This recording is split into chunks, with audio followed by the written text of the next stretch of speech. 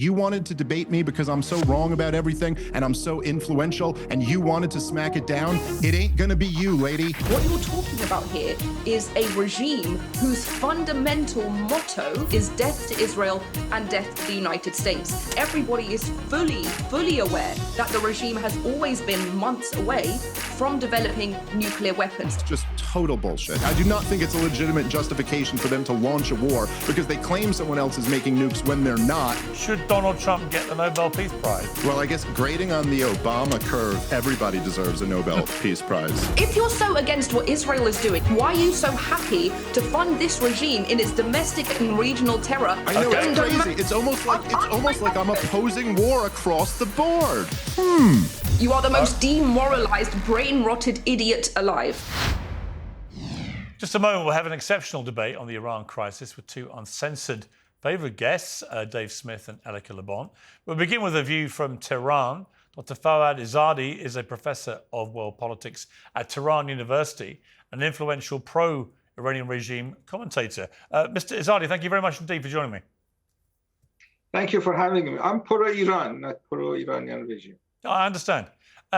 First of all, just if you may, paint a picture for what life at the moment is like in Tehran. What is the mood of the people there? It's becoming normal gradually. This was a surprise attack. People were thinking that if there is a military confrontation, it would come if negotiations fail. The negotiations were scheduled on Friday, and the attacks came 2 days before the next round of negotiations. So everybody was surprised. Some people left major cities. Some people stayed. In the last couple of days, since the ceasefire, people are gradually coming back. We have had more than 600 civilian casualties, mostly women and children. So there are going to be funerals.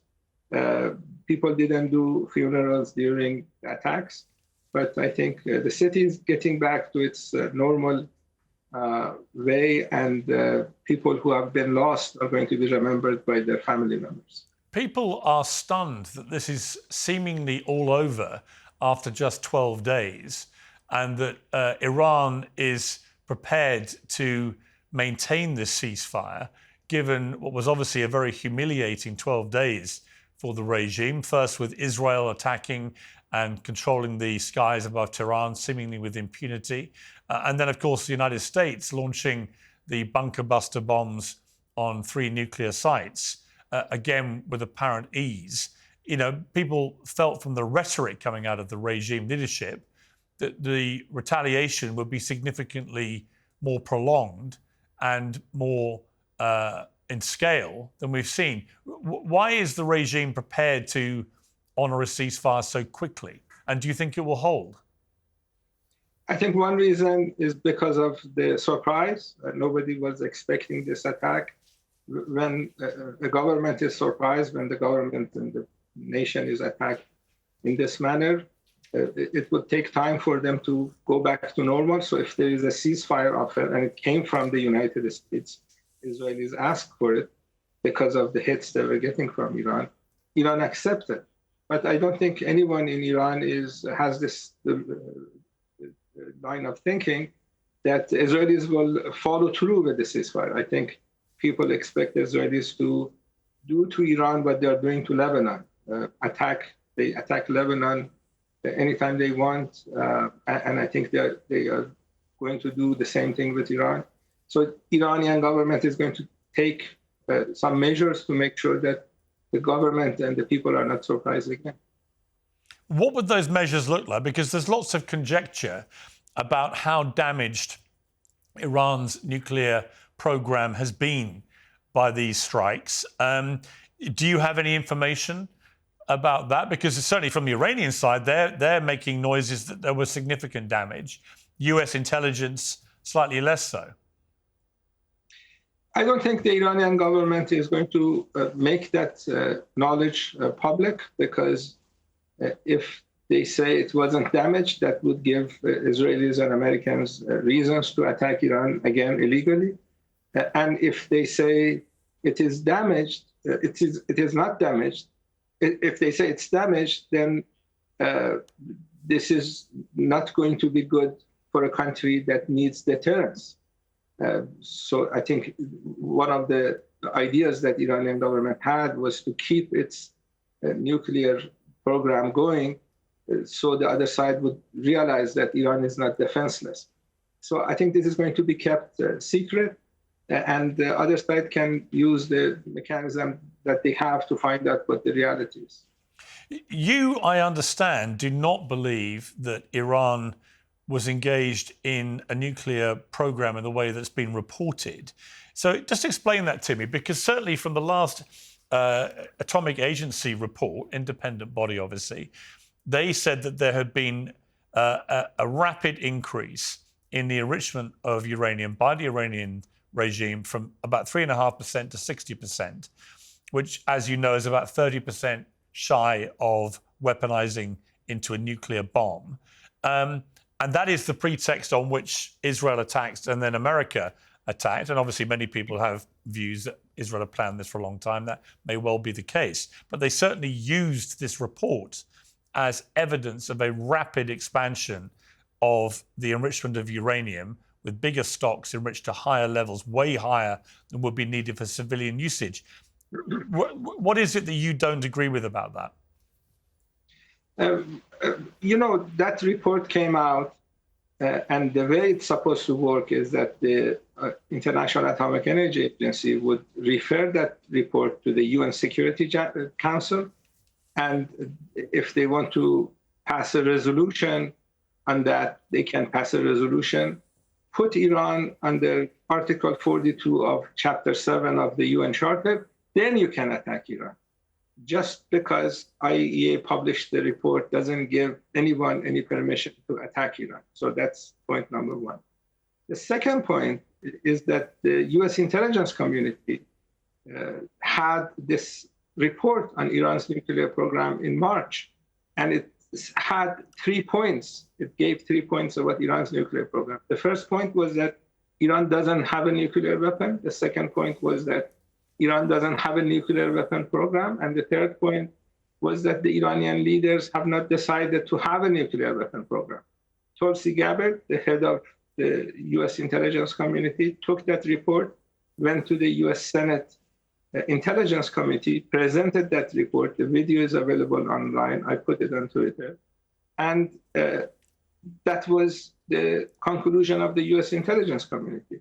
The director of the International Atomic Energy Agency, Rafael Grossi, had been doing a lot of interviews in the last few days, saying the same thing, saying that with all the inspections that IAEA had, they never found any nuclear weapon program in Iran. They said that Iran is enriching at 60%, but that doesn't mean that you have a nuclear weapon program. But they did also, just to jump in there, they did also say that the Iranian regime had gone out of its way to hide information and was not being fully cooperative in inspections and so on. So again, if you're Israel or the United States, you have a situation of everyone agreeing the uranium's been enriched to a very high level with no real explanation as to why, other than it appeared to be on the progression path to weaponization to a nuclear bomb. And secondly, you've got the Iranians who are in charge of this, obfuscating, hiding, not being completely transparent about it. And it was that, I think, double-pronged element to this report, which was what triggered the alarm bells. Enough about 9 to 5. What about the most important bit, the 5 to 9? It should be the most comfortable part of your day, and today's sponsor can help. Cozy Earth's bamboo sheets are temperature regulating and designed to wick away both heat and moisture so you can sleep several degrees cooler. They're soft, breathable, and guaranteed to give you a more comfortable night's sleep.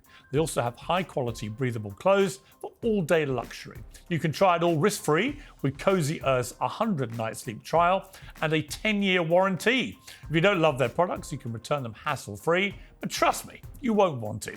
Luxury shouldn't be out of reach. Go to CozyEarth.com and use code PIERS, P-I-E-R-S, for up to 40% off. Cozy Earth's best-selling temperature-regulating sheets, clothes, and more. You will feel the difference on the very first night. That's CozyEarth.com, promo code Piers. Stay cool.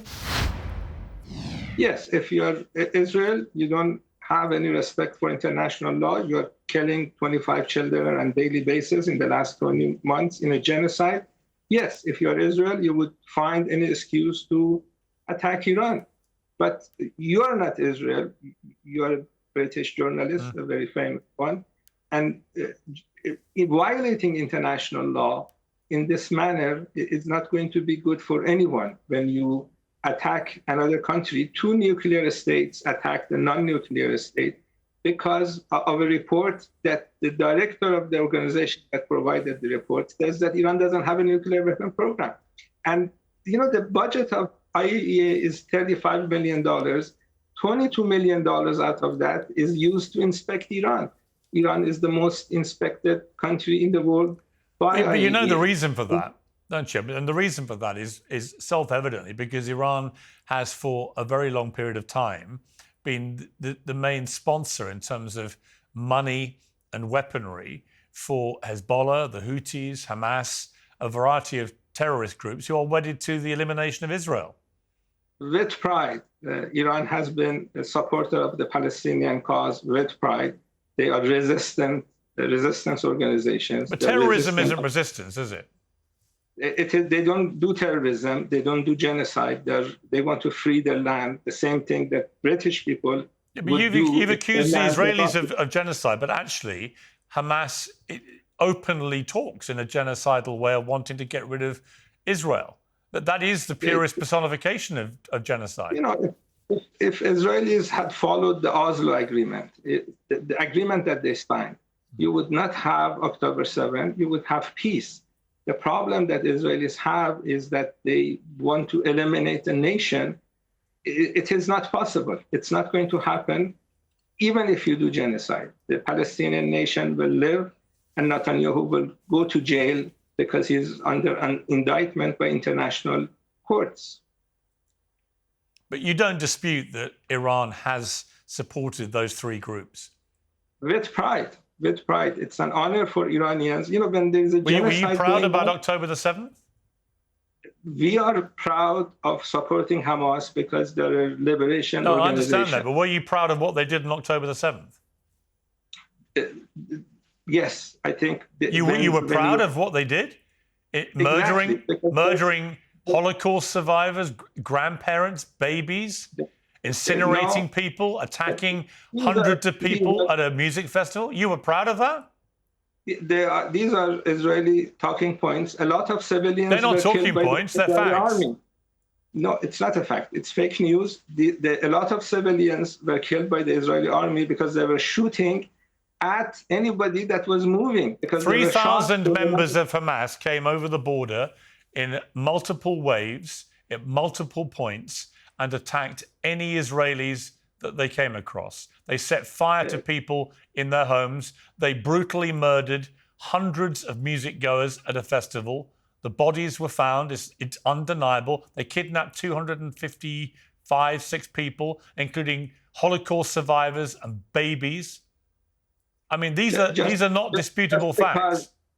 Just because you survive Holocaust, that doesn't give you permission to occupy other people's land. We have very few civilians in occupied Palestine, both male and females serve in the Israeli army. And when you do to Palestinians what Israelis have done, then you shouldn't be surprised if the Palestinians fight back. This is very normal. But terrorism isn't resistance or fighting back, it's terrorism, whoever's doing it. And I've been very critical recently of what the Israeli government has been doing in Gaza in the last few months. I think it's crossed any line of self-defense. However, the idea that you are prepared to say on camera that you are proud of what Hamas did on October the 7th is frankly disgusting. Thank you very much. It's disgusting for the British government to be supplying the genocidal regime with weapons. That is disgusting. Okay, we'll leave it there. Professor Izadi, thank you for joining me. Thank you. Well, we'll return now to the vexed debate about US involvement, Israeli influence and the moral case for war on Tehran. We've seen a lot of Dave Smith on Uncensored recently. Not that there's anything wrong with that. Dave's always welcome here. He's back for another debate today because his co-panelist, while discussing debate ideas with our producers, said these words: "It has to be Dave Smith. The man has so much influence and he's so wrong on every level. The world needs to understand why every one of his points is garbage." So I may as well take the next hour off. But joining me for what I think will be a fascinating discussion on an imperative subject, Elica Lebon, the Iranian-American attorney and activist, and Dave Smith, libertarian commentator and the host of Part of the Problem.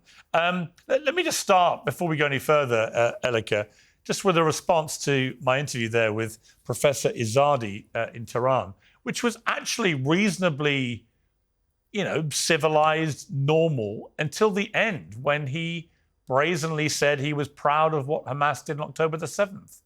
And at that point, I realized he was a complete lunatic. But what did you feel listening to it? I'm glad the world's finally realizing what we've been knowing for the past 46 years. But ultimately, you just have to look at their talking points and realize the ridiculous hypocrisy of it. Wasn't his whole thing that Palestinians have been oppressed and therefore it is their moral obligation and everyone's moral obligation to attack Israel? Well, by that same logic, what they're doing to Iranian people, lynching them, torturing them, blinding them, then by that logic, the entire world should be bombing Iran right now. So how can you speak out of both sides of your mouth saying that this type of oppression justifies not just military intervention, but terrorism? But you don't think anything should happen to you while you're doing this to your own people. And that's how you know it's a bluff. That's how you know it was never about Palestinian people. It was never about oppression. These are not people who care about oppression. These are the enforcers of oppression who weaponize oppression in order to gain legitimacy in their attacks on Israel. Dave, we're going to come to the main debate in a few moments, but just your reaction to that interview with Professor Izadi, because like I say, it was like a game of two halves, right? Where for most of it, he seemed perfectly reasonable, really, albeit it wouldn't be arguments I would put forward or agree with, but I could understand where he was coming from and he seemed quite reasonable. And then right at the end, I mean, for somebody just to, on camera, say they were proud of what Hamas did on October the 7th, what was your reaction to that? Very similar to yours. I thought there were a lot of reasonable things said up until that point. But of course, I think this isn't that uncommon. Regimes and supporters of regimes are often guilty of just the most outrageous hypocrisy. And you think of historical examples like Joseph Stalin used to put out propaganda about how horribly racist America was and how Jim Crow was terrible and they treated the black people so terrible in the United States of America, which it was true. But what a hypocrite for Joseph Stalin to be pretending like he was concerned with human rights as he, oversaw the gulags and stuff like that. And so I think, listen, the claim that Hamas and Hezbollah have never engaged in terrorism is just ridiculous and stupid. And, but then again, I would say, I also think the claim that the IDF has never engaged in terrorism is kind of equally ridiculous. And so, it is in a sense, the hypocrisy of all of the regimes allows somebody like that to point out your hypocrisy, to say, oh yeah, Piers, well, you're criticizing Iran, saying that they're a state sponsor of terrorism as a citizen of a government that is sponsoring Israel's destruction of Gaza. And so again, there's awful, all of this is just horrible. And there's awful hypocrisy all around. I think there were some fair points that he made in there, but yeah, I mean, listen, October 7th, and even if you want to go with the idea that there was friendly fire or even some type of Hannibal directive issued, there's been people who have done deep dives into this, and there is some evidence that some people died that way, but there's just no question that Hamas crossed the border and killed a lot of innocent people. And as I've been saying to you since I've been on your show, Piers, I just think it's horrible when people downplay that, and it does nothing but undercut their. Yeah, I agree. I mean, if all you do is focus purely on the GoPro footage that Hamas broadcast to the world, if that's all you do, you see exactly the horror that they perpetrated. All right, Elica, you wanted to come on, but specifically with Dave Smith, you think he's wrong about absolutely everything. So just outline your main complaints about Dave Smith? You know, I don't have an outline, but I think I can just go off of everything that he says. You know, in this example, you correctly pointed out what the Soviet Union was doing. You correctly pointed out that they would use these kernel of truths as part of their disinformation campaigns. But the question is, what were their disinformation campaigns rooted in? Well, we know what the entire, you know, communist agenda was, and that was demoralization of the West, in order to sort of gain this traction internally within the West so that they would overthrow their own government. So the whole point of Soviet disinformation and ideological subversion was to convince people that the West and Israel was the source of all evil in the world. All of the KGB defectors have said the same thing. Yuri Bezmenov, Mikhail Pachepa. But the way they talk about how this is achieved, they talk about demoralization. And demoralization is the point where you can no longer tell truth from fiction. You can no longer tell right from wrong. And what happens when you reach that stage? You start making moral equivalencies between liberal democracies and terrorists and autocrats. So when you say there, yes, I do see that the Islamic Republic are terrorists, but I don't see how other liberal democracies are not terrorists as well. That is exactly the ideological subversion which you correctly identified, but don't see how it's a part of your own talking points. Dave? No, that's just a talking point yourself there. I mean, it's just not true. I know that the defenders of Israel often like to use this term moral equivalency, but it's just made up and doesn't apply to what I'm saying at all. I mean, if I were to say that I in no way ever said that the society of Iran is identical to the society of Israel, or that the people or the citizens of that country both enjoy the same amount of liberty, I've never said there are massive differences. Listen, I would say that American society, certainly within America, was far superior to Iraqi society under Saddam Hussein. But you can say that and also say that George W. Bush launched an illegal war in Iraq. These things aren't contradictory at all. And so what I'm talking about is, let me finish. What I'm talking about here is that the IDF is committing acts of terrorism. And so you can say it doesn't count when a government does it, but there's no objective moral standard to that. So I'm not making an equivalency between anything. I'm just pointing out that these two groups both have committed terrorism. And so in the same sense that you could point out how two people have both committed the same crime, that is not the same as saying those two people are identical in every way. So when you... Yeah, so you are drawing these moral equivalencies, and you're doing exactly that. You're saying, I'm just saying, how is the IDF different to Hamas? How is the IDF different to the Islamic Republic? I didn't say that. No, you're saying that. There are, okay, I could list off right now. Hold on. Because you're starting with completely straw manning my position. So let's just, before you just argue, hold on. So before you argue with what you made up, instead of arguing with what I'm saying, I could name 1,000 differences between Hamas and the IDF. I'm not saying there's no difference between them. Clarify what you're saying. I don't think it could be any clearer. I'm saying they both commit horrific acts. Both kill innocent people. You have said now, and you've said online on Twitter when you were debating people, you asked this exact question, which is exactly what a demoralized person would ask. How is this different to that? How is Israel doing this different to that? Now, let me just start by saying, hold on. This is like a basic IQ test. I could say, how is this act different from this act? That's not saying how is this entity identical to this other entity. The point is that targeting innocent. Sure. This it's exactly like saying, how is it different between a cop and a robber when they're both pointing guns at each other and they're both making each other feel threatened? Isn't that the exact same thing? Yes, sure, it is the exact same act, but it is a different motivation. Okay, that's what the difference is. Because when you have a regime like the Islamic Republic or Hamas, that's literal inception and existence is based on the destruction of Israel and death to America, and basically just killing everybody who disagrees with their ideology, and another entity whose focus is on protecting its people. Yes, the actions may look the same, and in fact, the actions may be just as wrong as each other. They may be just as brutal and terroristic as each other, but the motivation is different, and to be demoralized means to not understand that. Hang on a second. All right, let me jump in there, because actually, what difference does it make to the innocent civilians who are... Doesn't make a difference. Well, hang on. What difference does it make to innocent civilians who are killed, whether one has a better, motivation for doing it. Because my problem with what Israel's doing in Gaza is that in direct contrast to what it did in Lebanon with Hezbollah, in direct contrast to what it did in Iran, both very precise, very targeted, very successful operations, minimal civilian casualties. In Gaza, in Gaza, the strategy has been completely different. It's been a strategy of sort of nihilism, where they just destroy everything in Gaza. Almost every hospital is either now, well, hang on, let me finish, is either destroyed or damaged in some way. We know this actually because we have to listen to British doctors who've come out and told everybody what is actually going on there, because, of course, international journalists are still banned by the IDF, even though they were allowed in previous conflicts in Gaza. They're not allowed in to verify anything in this one, which I find very suspicious. But here's my point, Elica. I defended Israel's right to defend itself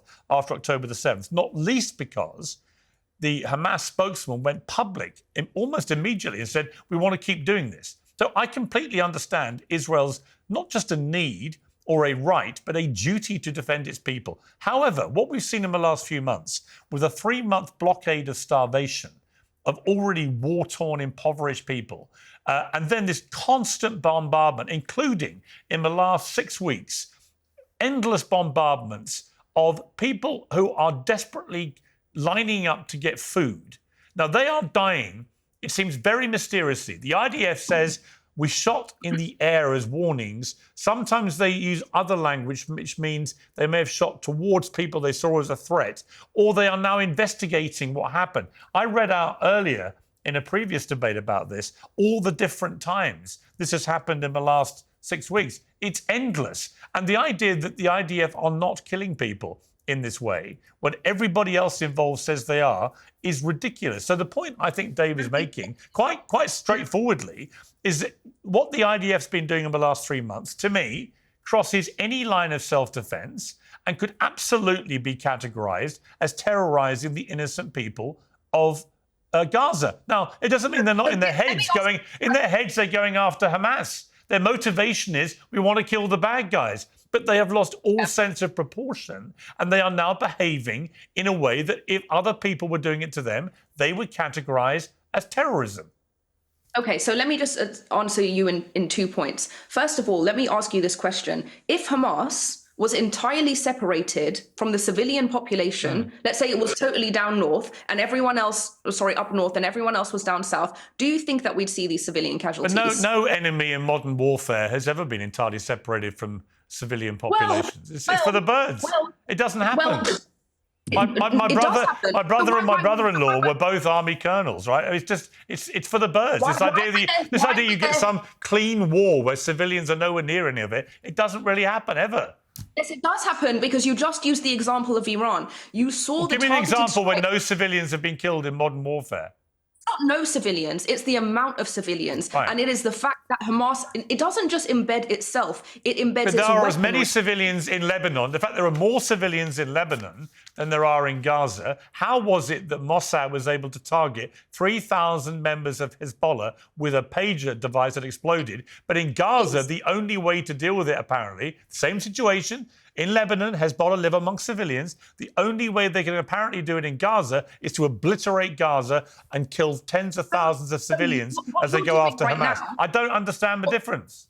Okay, let me answer the question and then you'll understand. What you're doing right now is you're not just legitimizing Hamas's strategy, you are encouraging it. No, I'm because not. the whole... When did I encourage it? Okay, well, let me explain. Elica, and then people are listening to this, right? Okay, I mean, they know what I've said. Piers, if you let me finish my sentence and then at the end of it, you can tell me if you agree. Should we agree on that? Sure. Okay. When Hamas intentionally embeds itself amongst civilian populations, the whole point of that strategy is that there'll be so much civilian casualties that the world will look at Israel and say, what an abhorrent pariah state that has lost all legitimacy. Okay, so let me finish. So every time the world does that, every time the world reacts in that way, it reinforces Hamas's behavior because it tells them this works. So in this moment that you're saying this, you are encouraging Hamas to keep doing that. So we shouldn't talk about We shouldn't talk about the 50, 60, 70,000 civilians. No, you should. Or however many. We don't actually know how many have been killed. We know we believe 70,000 have been killed, of which perhaps 25 to 30,000 are Hamas. We don't know because no one can ever give me actual figures. You should talk about it, and you should frame it within the context of look how much destruction there is when terrorists embed themselves in civilian populations. Right, Dave, let me get Dave to respond. Let me get Dave to respond. I've been talking too much. Listen, this is just we should talk about it, but only in the framework that it's not the fault of the people who are dropping the bombs on the innocent people or shooting the people who are the ones. Hey, you know what? You just asked. You know, you just had. Excuse me. You just had your whole thing about let you finish and then you can respond to that. So why don't we do the same? I know. And you stopped me when you were being strawmanned. You opened by saying that Piers. You got interrupted when you said Piers was running cover for Hamas by pointing out that Israel's going too far. Quiet. Let me. No, you didn't. Your point stopped. Listen. All right, don't talk over each other. Elica, let Dave respond, and then you respond to him. I listened to the garbage you had to say. Let him respond, then you reply. Let me get in now. But I didn't say no response. All right, but stop talking. Lady, let me just save you all the time in this debate. You wanted to debate me because I'm so wrong about everything and I'm so influential, and you wanted to smack it down. It ain't gonna be you, lady. You're not the one who's gonna stop me. This is just ridiculous. It's lady. Okay, I'll call you whatever.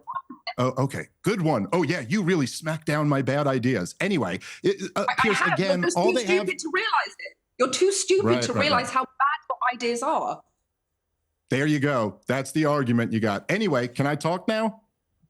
Sure. Okay. So Piers, as always, it's just the same thing on repeat here, right? So the defense is to go, but look, the motivation of Israel is pure. The motivation of everybody else is evil, even though obviously what Israel is doing is objectively torturing women and children to death as they die with their bones crushed under rubble. But also, Piers, don't let it mess with you that at the highest levels of the Israeli government, they've kind of told you what their motivations are here. I mean, the South African case that they brought to the International Court of Justice was like 90% just direct quotes from Israeli leaders. The prime minister himself referred to them as Amalek when talking to the military. You got the finance minister, the defense minister bragging about how nobody's getting any food for a 3-month period, bragging that not 1 ounce of grain will get into Gaza. I mean, I'm sorry, this is obviously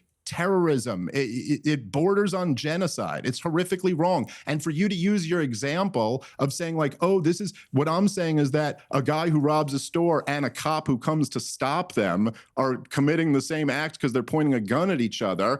Yeah, but of course, in that example, right. But in that, no, that's what you said. That's what you said about my point.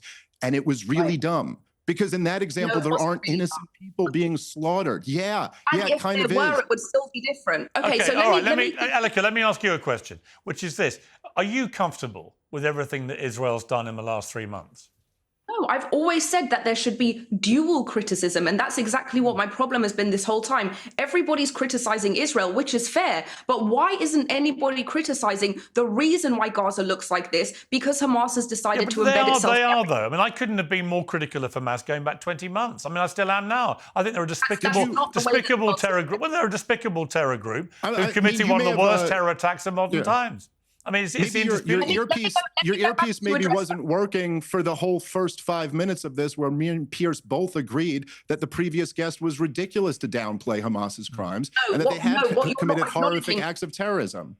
Elica. What I was responding to in terms of what Piers said to me, he was talking about why is it that we can do targeted military strikes in Iran, but we've decided to entirely desecrate Gaza. And my response was that, not saying that it was right, but I'm saying that when Hamas embeds itself in all of Gaza, it is going to result in ruin. And it reinforces the point that I've been making this entire time, not just since October 7th, but for the past 3 years that I've been talking about terrorist regimes, which is that they bring mass death and destruction everywhere they go. Well, that is true. I agree with that. But I also know that Israel, through Mossad, have supposedly the most sophisticated, experienced intelligence operation in the world. And it was brilliantly seen with the Hezbollah pager attack. It's been brilliantly identified by the way they managed to identify where all the military leaders and nuclear scientists and nuclear sites were going to be in Iran for Israel to attack. From a purely military perspective and intelligence perspective, Israel did an extraordinary job, both with dealing with Hezbollah and the Iranian regime. However, it does just beg the obvious question. Why were they not able to foresee in any way, apparently, that Hamas were going to spend 20 years spending the billions of dollars which Netanyahu had encouraged them to have, because he believed in divide and rule with the Palestinian Authority, that they had these billions of dollars and were spending it on creating one of the world's biggest underground tunnel systems to operate from. And then how did Mossad not know anything about 3,000 Hamas terrorists pouring over its border when they're literally on their border and they're guarding it all day long? So I just cannot understand how this could have happened. And then I don't understand why Israel is responding in a way which it's never responded to anything like this in this way before. Why is Gaza? And then you had the Smodrich quotes, Elica, where he brazenly talks now last week on camera that the plan now is to cleanse Gaza of Palestinians. That is ethnic cleansing. That is a war crime. That's obviously wrong. That's obviously Good. wrong. So we need to agree. We need to agree certain things like that, because honestly, it's important to me. It's like when people don't condemn Hamas, I sort of tune out, because it's like, the last guy, the moment he just said he was proud of what Hamas did, I tune out of him as a credible guest. But if you're prepared to admit, which very, very few pro-Israelis right now will admit, which is that some of this strategy is completely wrong, I think we may get somewhere. It's so foundational to acknowledge that fact. It is so foundational to say that just because you have the right to defend yourself, it doesn't mean that you have carte blanche. It is so foundational to acknowledge all of these things, to acknowledge the death, the destruction, all of it. This is not what my conversation is about. Okay. This is not about has there been damage or destruction or whatever. The whole point of this conversation is that you're making moral equivalencies. And these moral equivalencies blur the distinction between right and wrong, good and evil. Now, you can say that, but some of these actions look like they are evil in themselves. But the entire conversation always goes down to intent. That is what our entire criminal justice system is. But I don't agree with that. I honestly don't agree. You've just said that some of the, unless I'm wrong, you've just said that some of the things Israel's been doing are evil. Right? You've drawn your own moral equivalency. You said both sides are doing... Well, hang on. Both sides are doing evil things. That's surely the point Dave Smith was making. No, let me tell you why. Let me tell you why it's different. Because there is one side that kills ideology to protect its people, and there is one side that kills people to protect its ideology. That is the difference. I'm going to give you an example so you understand the nuance of what I'm trying to say. Let's say that there's a room of 100 people, okay? And in that 100 people, you're told that 10 of these people want to kill your people. Now, if you were to shoot and kill everyone in that room, that is objectively immoral and wrong. Objectively, right? But you are doing it out of protection. It's still disgusting and abhorrent and wrong. Now, let's say at the same time, you know that 10 people in that room of innocent civilians are against your ideology, and you murder the entire room to protect your ideology. Both actions are equally immoral and evil as each other, but the motivation is completely different, and you cannot make equivalencies of those motivations. All right, Dave? But in your own words, you just said that both actions are equally immoral. I mean, it sounds, right. Okay. It sounds a lot like kind of the rationalization that your first guest was saying there, Piers, that like, well, everybody serves in the IDF in Israel, and therefore we really just got to go after everybody because you never know who here might be one of our oppressors or something like that. It's all just ridiculous logic. And look, what is the intention of an ethnic cleansing campaign? Is that an unintended consequence as Israel is floating this out? Huh? It's not an ethnic cleansing campaign. This is no, you just regurgitate no. buzzwords.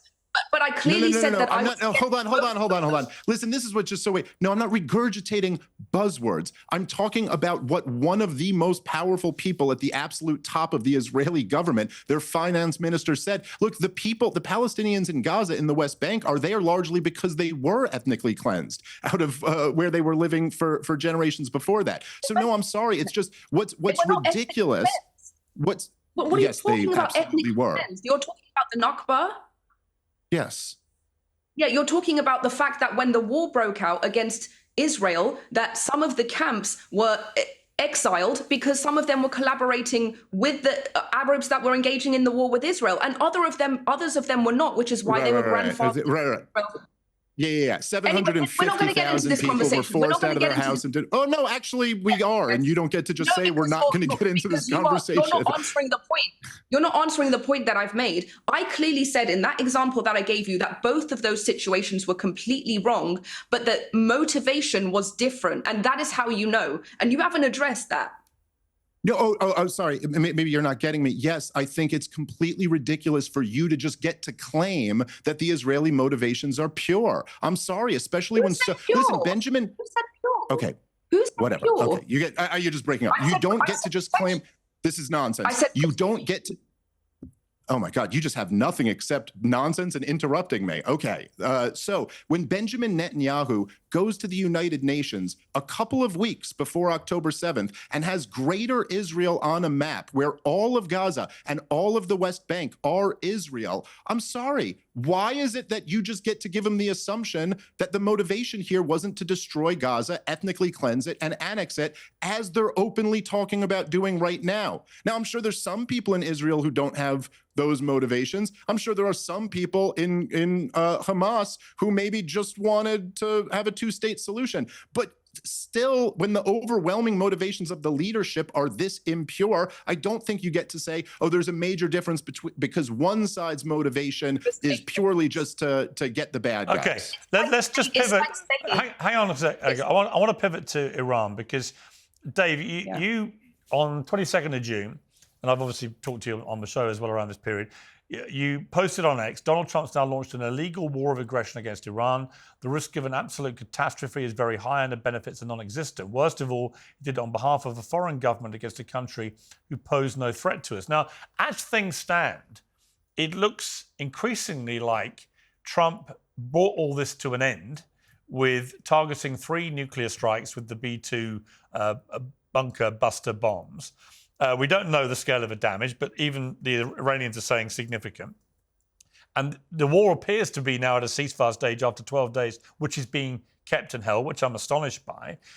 Trump has no desire, he's made it clear, to put any boots on the ground or to affect any America-driven regime change. I think he was misinterpreted when he first talked about that. I think he meant an organic regime change possibly happening a la Syria in December, but we don't know. But that was my take on what he said.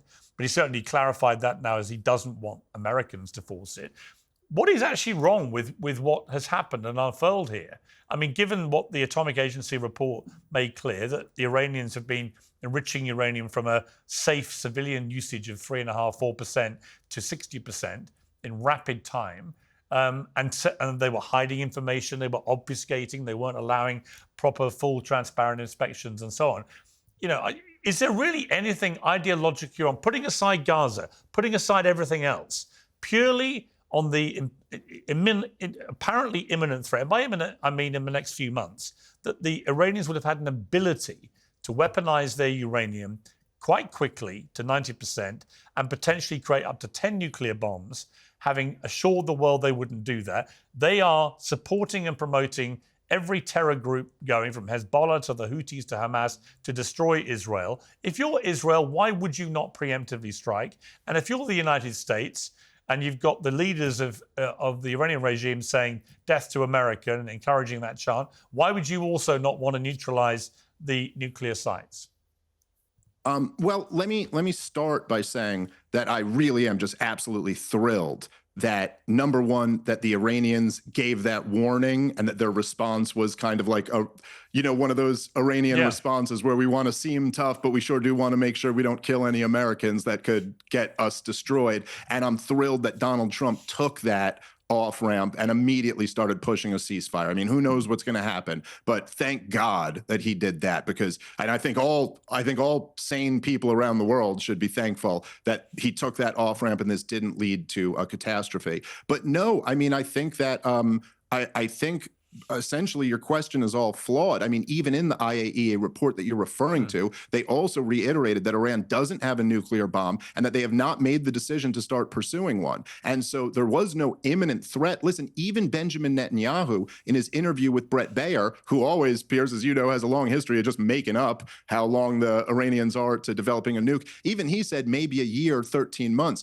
But the point is that in order for them to do that, they would have had to kick the inspectors out. And then it would have taken them at least a matter of years to develop a nuclear bomb if they had made the political decision to start seeking one, and then it would have taken them a while to figure out. Do you think they should have one? My point. Do you think Iran should have a nuclear bomb?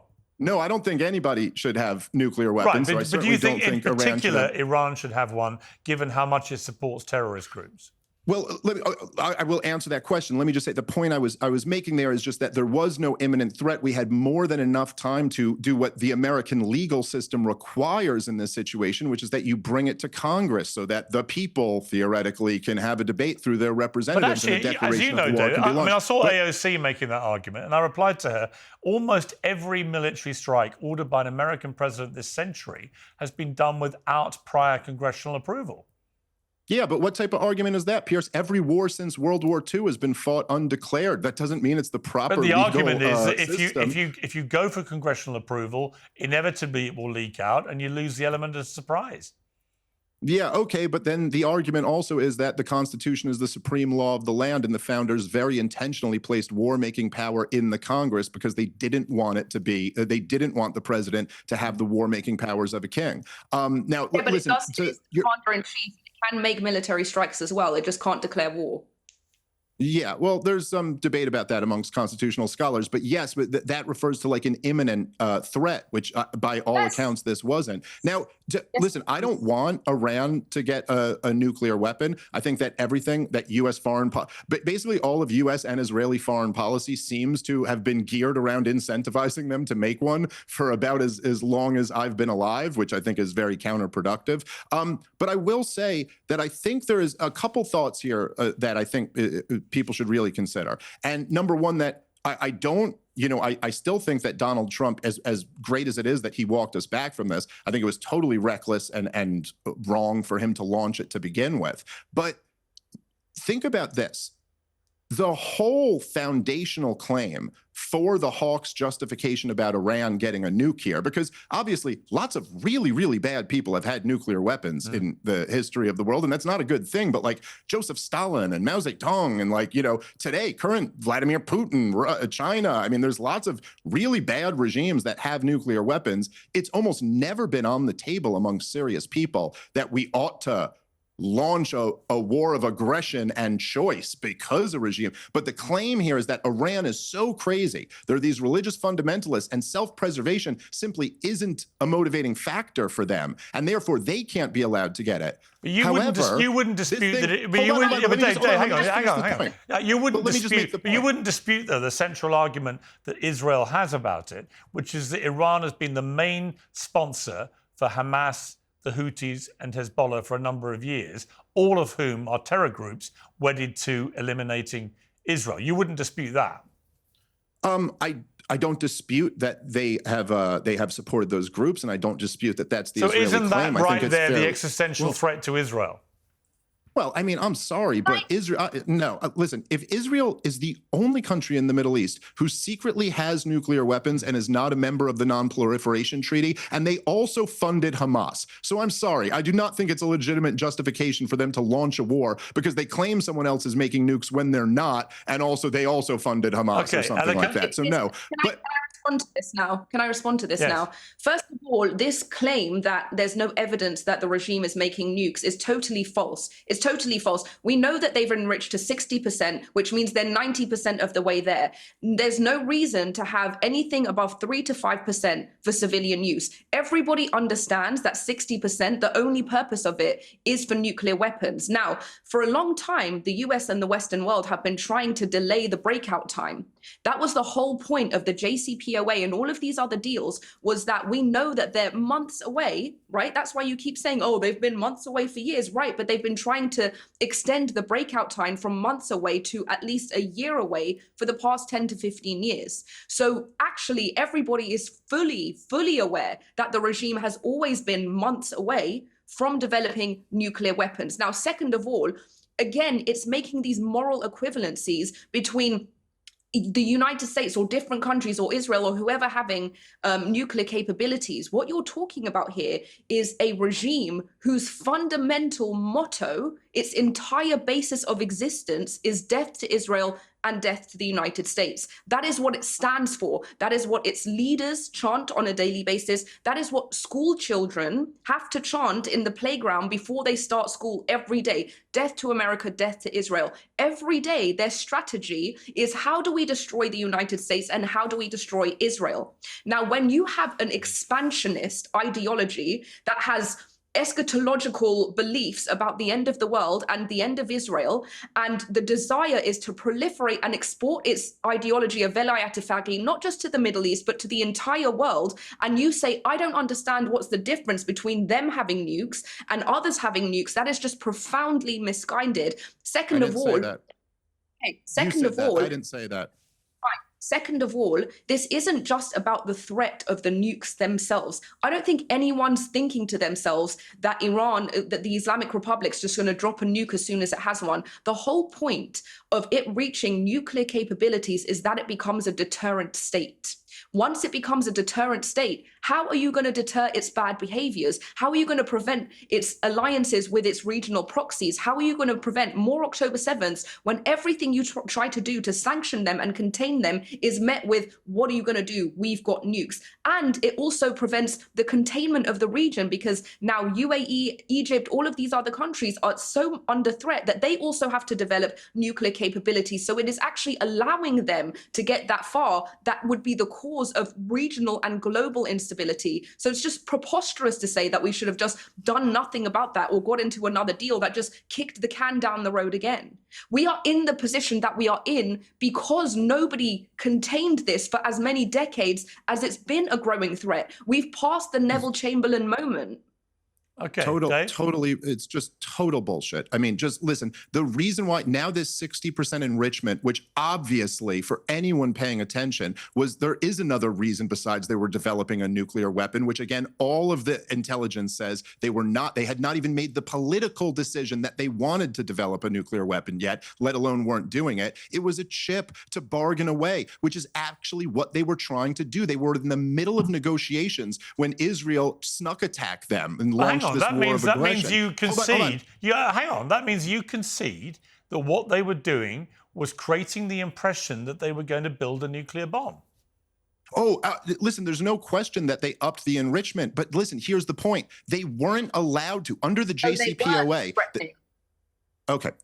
Under the JCPOA, when America was involved, they weren't allowed to enrich to this level, but they were allowed to do it if America pulled out. That's in the JCPOA agreement. And so when Donald Trump tore that up, and walked away, they brought their enrichment up. What were the negotiations, Piers, that were happening right before Israel launched their surprise attack? It was for Iran to bring the enrichment back down and America to get back in some type of agreement. They weren't going to call it the JCPOA because Donald Trump would have had to make it his own thing and not getting back into Obama's. Trump gave them 60 days to negotiate. Trump said he got 60 days, and day 61, Israel attacked. Right. Okay. Now, but what happened, and this was widely reported, and Donald Trump himself acknowledged this, is that the hawks insisted that you put a poison pill in the negotiations. This is what Mark Levin was freaking out about, and that the standard has to be that Iran must give up all nuclear enrichment altogether. This was always a poison pill, so that the point is that Iran was willing to negotiate. And so if you really wanted to get back into that deal, Donald Trump honestly just never should have torn up the JCPOA, and we'd all be in a much better situation. It ushered in a new inspection regime. And so we know, this is why we know that they're enriching up to 60%, because they're still in the agreement and they still have the inspections, unlike Israel. Let me ask you this. I'm sure since you know about the JCPOA, I'm sure you know that it was replete with sunset provisions for up to 10 to 15 years, where all of those containment would be expired, and they would have more than $150 billion to continue developing their missiles and nuclear programs. The JCPOA was never a solution. Not only that, but not only did they inherit more than $100 billion, they were also able to expand their regional terror. And Khamenei repeatedly came on television and said, we are going to use that money to fund our allies. So there was actually a backdoor to the JCPOA where the regime, the Islamic Republic, was able to expand its regional influence and fund its allies, which eventually led to October 7th, which eventually brought us to where we are now. So yes, the JCPOA did intend to temporarily constrain their nuclear abilities, but it was always understood that by the time it expired, they would be $150 billion richer, their proxies would be fortified, they would have been responsible for significant regional destabilization, and then they would be able to enrich if they wanted to. And the only way to prevent that was to get into another nuclear deal, which would require unfreezing hundreds and billions of more. So they would just keep getting enriched and empowered. So the question is, how does this end? Just a lifetime of JCPOAs? Well, let me ask a question just to end this, because we've run out of time. Dave, hang on. Let me put a question to Dave, which is that if it turns out that all this activity in the last 2 weeks drives Iran to the negotiating table, they do agree to give up a lot of their enriched uranium and so on, reduce it back to civilian levels and so on, and there is a period of sustained peace in the region, and the Gaza hell is brought to an end as well, and in 6 months' time, all this is over. Should Donald Trump get the Nobel Peace Prize? Because Barack Obama got one 8 months into his tenure for basically just doing a bit of fancy chat about world peace.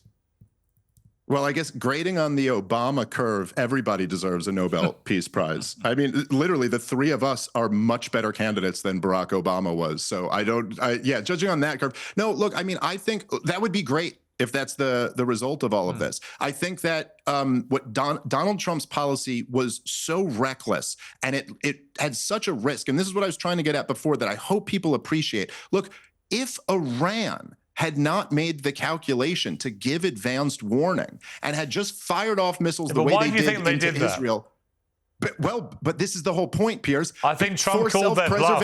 I think Trump called their bluff because he realized that what Israel had done over a period of days is expose the Iranian regime as having a military that was a dud. Piers, couldn't even deal with what Israel was flying at them. They don't want to be destroyed. They would rather rule than be destroyed. Exactly.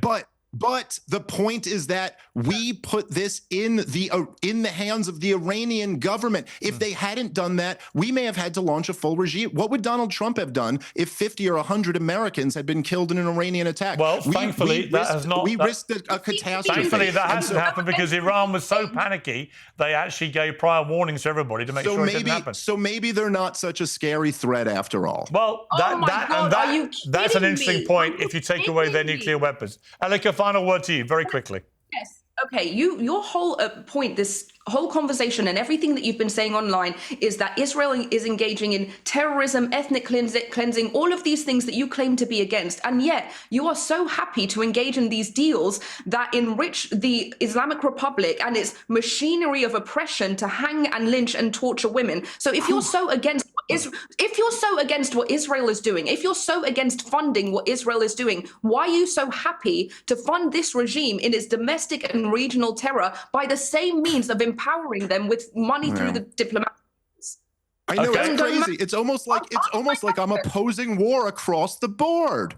You're opposing I'm war by opposing actually all of these supporting wars. Why would that okay, be? so you're opposing war, okay, opposing war, like by first of all instigating more war down the road, okay, that's the Neville Chamberlain You're moment. just asserting that. It's nonsense. That is a fact. Second of No, all, it's not you a are fact. A prediction of the future is not a fact. Please. You are happy for Iranians to be Okay. slaughtered, raped, killed, and hanged, so long as in Nice your try. fantasy world you're Nice opposing try. war, You're gonna but have you're to not get- you're gonna okay have with to it get in someone Gaza. better, Piers. But you're All not right. okay with Sorry, it in Piers. Gaza. Hey, you're an idiot. Maybe You're you got a friend who's better.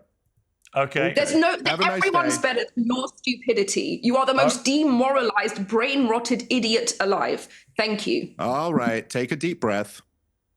Thank you both very much indeed. I appreciate it.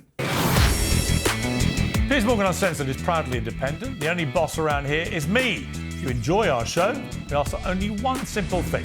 Hit subscribe on YouTube and follow Piers Morgan Uncensored on Spotify and Apple Podcasts. And in return, we will continue our mission to inform, irritate and entertain. And we'll do it all for free. Independent, uncensored media has never been more critical, and we couldn't do it without you.